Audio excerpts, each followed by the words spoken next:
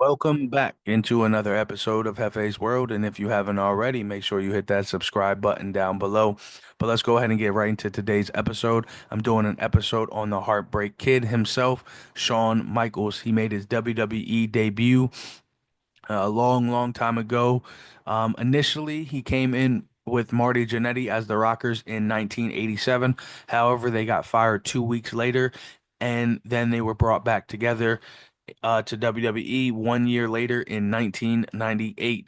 So from 1998 from to 90 about 92, the Rockers would absolutely um, take over the tag team division in WWE. However, everything ended in a barbershop segment backstage where a super kick was heard around the world, where Shawn Michaels would super kick Marty Jannetty through the glass window.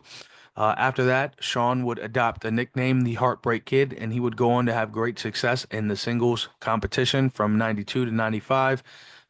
He would have he would eventually end up having to take some time off. However, Shawn would return and he would become the leader of the clique from about 95 to 96, and then he was written off in a retirement angle. Um, he then returned at the Royal Rumble in 1996 to win. During this time, also DX was formed, and we had the Montreal Screwjob. For those who don't know the Montreal Screwjob, this there was a lot of Vince stuff going on, a lot of Vince doing a lot of Vince things. I'm not gonna really get into too much. If you guys haven't seen it, I highly recommend to go see it. But just know Bret Hart was getting ready to leave for the rival company, and Vince wanted him to drop the title. And some things happened during that match. Vince did some Vince things. I'm going to leave it at that.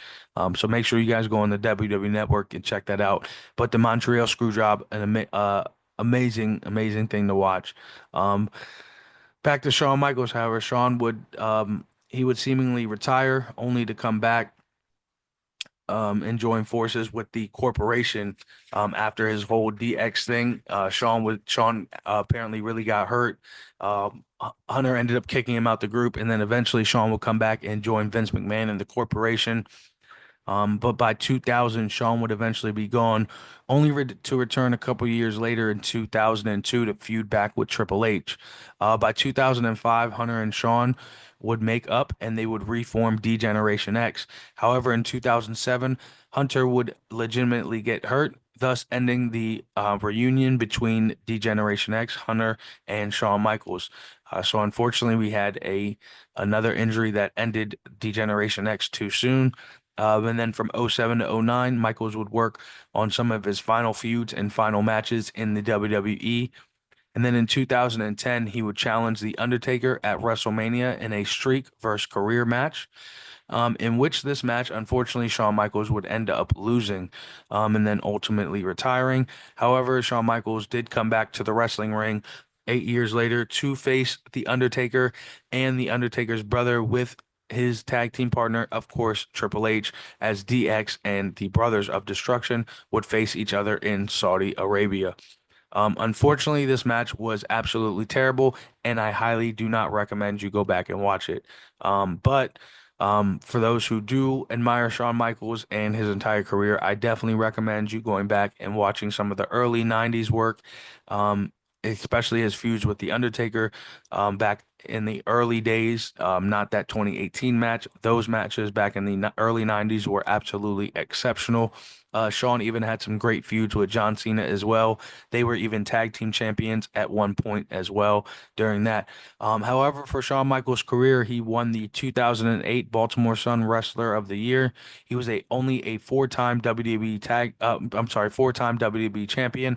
I know that sounds very low, and it seems like Shawn should have won more. Personally, in my opinion, I do believe he should have won a few more titles, as far as the WWE titles go. But he was only a four-time champ, a three-time IC champion, a one-time European champion, six-time tag champion.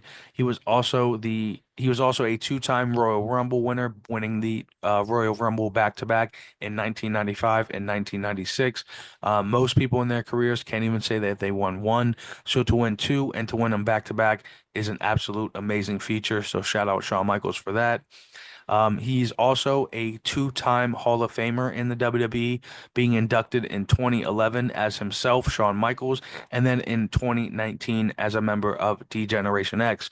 So not too many people can say that as well. So congratulations and hats off to Shawn Michaels.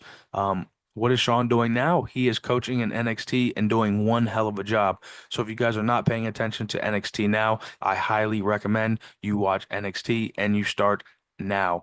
Go back and even watch some of the old stuff. But Shawn Michaels is killing the game still in NXT, and we are still praying for one last match from Shawn Michaels. Make sure y'all hit that subscribe button down below. I'll hit y'all with some more content later. And until then, just remember, it's Hefe's world, and you're just living in it.